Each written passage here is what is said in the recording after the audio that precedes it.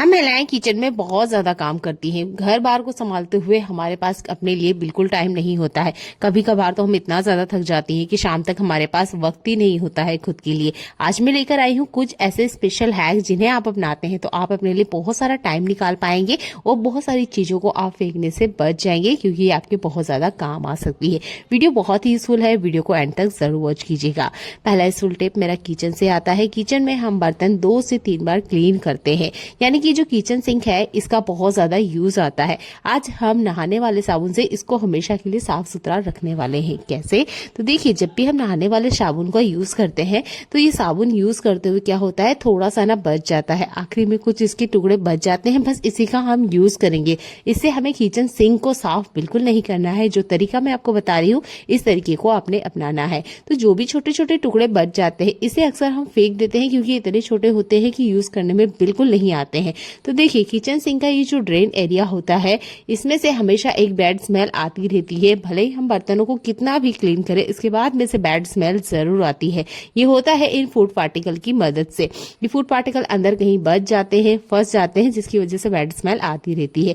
तो आपने बचे हुए जो छोटे छोटे टुकड़े हैं इनको किचन सिंक की ये जो छलनी है इसमें इस तरीके से डाल के रखना है। जब भी आप इस ढक्कन को खोलेंगे किचन सिंक में से, आप देखेंगे इसमें से कभी भी आपको बैड स्मेल की जो प्रॉब्लम है ना वो हमेशा के लिए खत्म हो जाएगी। तो जब आप इसे किचन के सिंक में, वॉश बेसिन में और टॉयलेट का जो फ्लश टैंक है उसमें डाल सकते हैं। इससे जो बैड स्मेल की जो प्रॉब्लम है ना आपके घर से जो हल्की फुल्की आती रहती है उसकी समस्या हमेशा के लिए खत्म हो जाएगी और इस बचे हुए टुकड़े का भी आप बहुत अच्छे से यूज कर पाएंगे। तो इस तरीके से कभी भी इन टुकड़ों को मत फेंकिए, ये आपके पूरे घर में से आने वाली बैड स्मेल को हटाने के लिए बहुत ज्यादा काम करते हैं। देख लेते हैं आज का अगला यूजफुल हैक जो भी आपको बहुत ज्यादा पसंद आने वाला है। तो देखिए, हमारे किचन में हम कितना भी किचन को ऑर्गेनाइज कर ले उसके बाद भी कुछ चीजें ऐसी होती है जिन्हें हम कच्चा समझ के फेंक देते हैं। तो यहाँ पर आप देख सकते हैं मेरे पास है धनिया पत्ती के डंठल। मैंने क्या किया, जितना धनिया पत्ती है उनको निकाल लिया। उसके बाद में आप देख सकते हैं ये 3 दिन पहले का धनिया है और इसको कुछ धनिया इस तरीके से हो चुका है। तो धनिया पत्ती तो मैंने यूज कर लिया, पर ये जो जड़ वाले हिस्से होते हैं आप इसमें पानी के अंदर डिप करके रख सकते हैं। मात्र जड़ वाले हिस्से को ही आपने डिप करके रखना है, पूरा का पूरा धनिया डिप करके नहीं रखना है। आप देखेंगे कुछ दिनों बाद में ये जो धनिया है खुद से ग्रो होने लग जाएगा। आप चाहते हैं तो आप इसे अपने गमले में भी लगा सकते हैं, तो आपको बार बार जो धनिया करने की दिक्कत है वो बिल्कुल नहीं होने वाली है। तो इस तरीके से आप फ्री में धनिया को घर पे उगा सकते हैं जड़ों की मदद से ही। आज का अगला यूजफुल हैक भी आपको बहुत ज्यादा पसंद आने वाला है। आज हम किचन सिंक को साफ करने वाले हैं दूध की मदद से। दूध से आपका किचन बिल्कुल ही चमाचम हो जाएगा। कैसे? तो यहाँ मैंने थोड़ा सा दूध लिया है, इसमें हम एक चीज ऐड करेंगे, ये है नमक। नमक हम उतना ही लेंगे जितना कि हमें दूध लिया है, यानी कि आपने अगर 3 चम्मच दूध लिया है तो 1 चम्मच इसमें नमक लेना है और अच्छे से दोनों को मिक्स करना है। ये सॉल्यूशन हमारे किचन सिंक में तब काम आता है जब बहुत ज्यादा इसके आसपास खारे पानी के दाग आ जाते हैं। बहुत सारे एरिया में जो पानी आता है वो कड़ा पानी आता है, जिसकी वजह से किचन सिंक के आसपास डार्क स्टैंड वाले दाग हो जाते हैं जिन्हें निकालना आसान नहीं होता है। तो आप दूध में नमक को इस तरीके से ऐड कर लीजिए। इसके बाद में इसे हल्का हल्का पूरे किचन सिंक में अच्छे से फैला दीजिए। हमने यहाँ दाग को हटाना है तो आपने ये सॉल्यूशन डालने के बाद डायरेक्ट या स्क्रबिंग नहीं करना है। लगभग 10 मिनट के लिए इस सॉल्यूशन को इसी के ऊपर रहने दीजिए। इसके अंदर जो हमने नमक डाला है वो अच्छे से अपना वर्क करेगा, जितने भी दाग होते हैं उन्हें अच्छे से ये नरम कर देगा। इसके बाद में हम जो क्लीनिंग करेंगे वो करेंगे विनेगर की मदद से, जो कि चाइनीज खाने में यूज होता है। तो आप जो भी स्क्रबर यूज करते हैं उसको आप ले सकते हैं, थोड़ा सा उसको अच्छे से आप विनेगर में डिप कर लीजिए। इसके बाद में आपने इसको वाइप करना है। आप देखेंगे जितने भी कड़े दाग हैं वो कुछ ही सेकंड्स में क्लीन हो जाएंगे। तो किचन सिंक को आप हफ्ते में एक बार इस तरीके से क्लीन जरूर करें। अगर बहुत ज्यादा यहाँ पर दाग होते हैं तो आप ये ट्रिक तीनों टाइम के बर्तन होने के लास्ट में, यानी कि जब आप किचन खाली करके जाते हैं रात के टाइम, तब आप इस ट्रिक का यूज कर सकते हैं। इससे भी आपके किचन सिंक में दाग नहीं होंगे। बहुत बढ़िया से हमने इसको स्क्रबिंग किया है। मेरे यहाँ भी जो पानी आता है वो खारा पानी आता है और आप देख सकते हैं मेरी किचन सिंक में कहीं पे भी कोई खारे पानी का दाग बिल्कुल नहीं है। तो इस तरीके से आप बढ़िया से बिना किसी खर्चे के, एक्स्ट्रा कोई खर्चा किए बिना इस तरीके से किचन सिंक को बहुत अच्छे से क्लीन कर सकते हैं।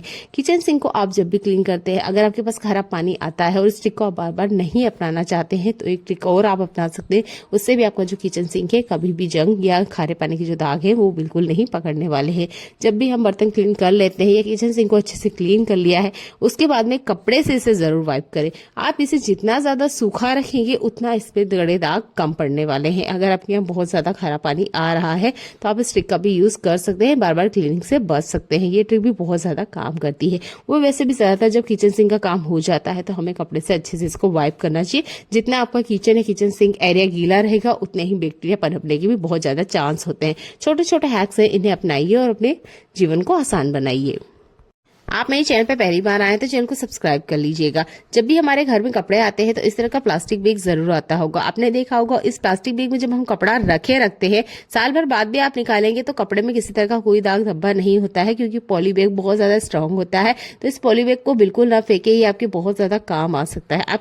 हमारे घर में ऐसा बहुत सारा सामान होता है जो कि बहुत लंबे टाइम के बाद हम यूज करते हैं, कभी हफ्ते भर, महीने भर या 6 महीने के गैप में हम यूज करते हैं। उन सामानों को रखने के लिए आप इन प्लास्टिक बैग का यूज कर सकते हैं। इसमें बिल्कुल धूल मिट्टी नहीं जाती है और अगर कोई कपड़ा आप रखते हैं तो किसी तरह की उसमें सीलन या बैड स्मेल नहीं आते हैं।